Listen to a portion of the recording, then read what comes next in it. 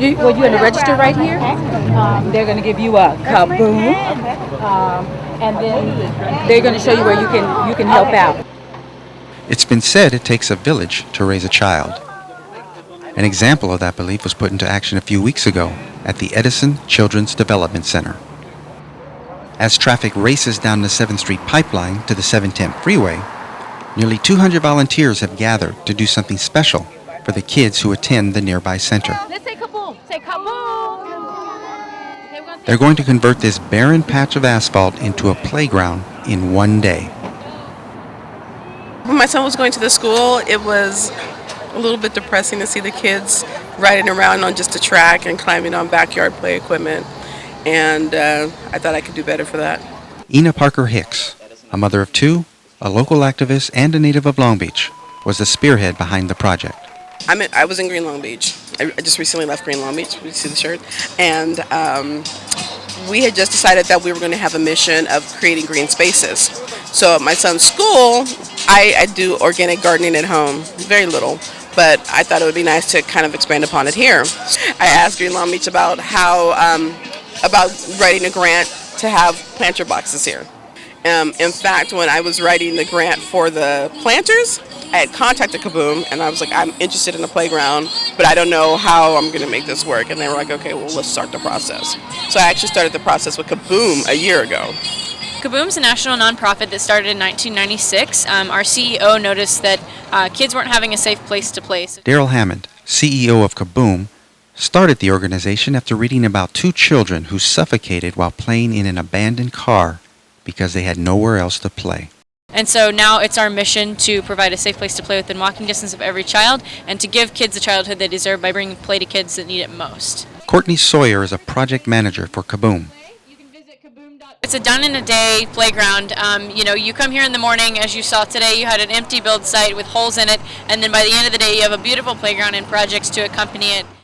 Since its inception, Kaboom has raised over $200 million, built over 2,000 playgrounds across the country, and recruited a legion of national and community partners.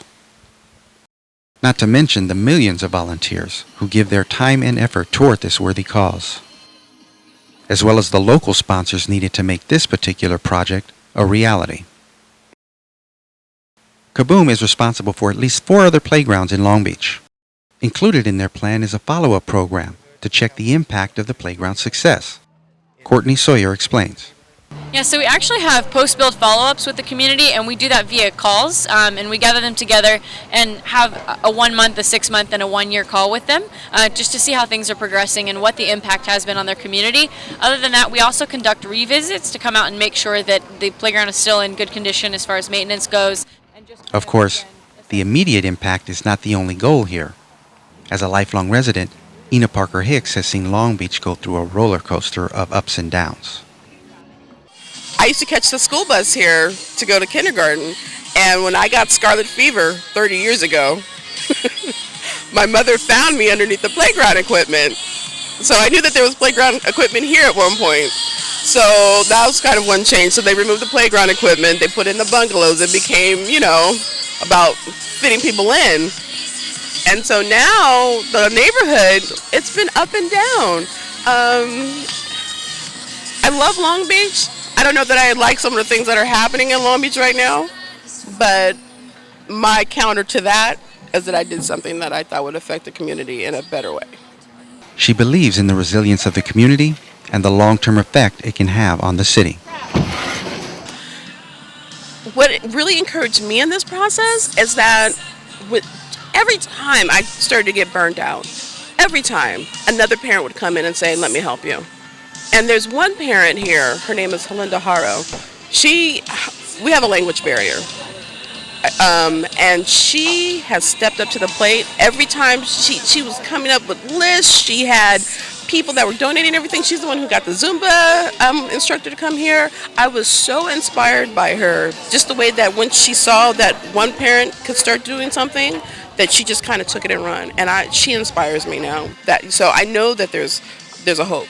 There's something that can be done. I'm very optimistic. Not only does it take a village to raise a child, it takes a village to raise and sustain the village.